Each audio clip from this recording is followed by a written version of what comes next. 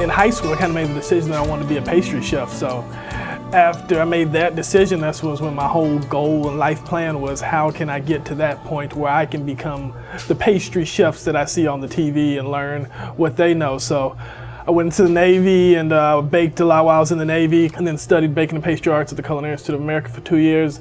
Then after that, I went to the AIB, the American Institute of Baking, out in Kansas, and learned baking science and technology, because when I was at the Culinary Institute, I really realized that I like to focus on how and why stuff is happening, because they just show you how to make it delicious, which is great. But I was always wondering, why does sugar act like this? Why do we need this much flour? So that's when I went to the AIB, where they just teach all the fundamentals and why sugar reacts like this, and how to balance your formulas and whatnot. So after the AIB, I got a job at a big baking manufacturer, Flowers Baking Company, as a production supervisor, and I really liked that life of big bakeries. It was great, really working, being in charge of thousands of pounds of dough every day was pretty exciting.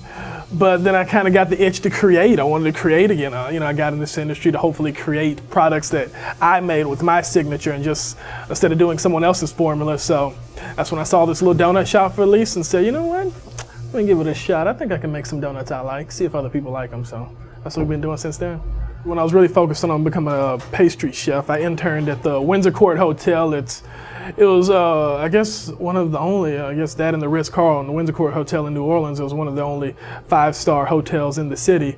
So, and Keegan Gerard, he was the pastry chef at the time there. Now he's went on to Food Network fame and whatnot.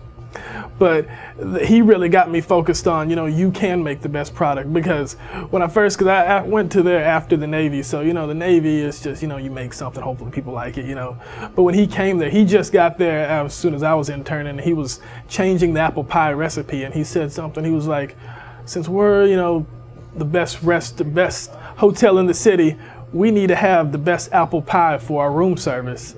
And that kind of blew my mind. I was like, wow, he's got really lofty goals to make the best apple pie. Who says that? A million people make apple pies.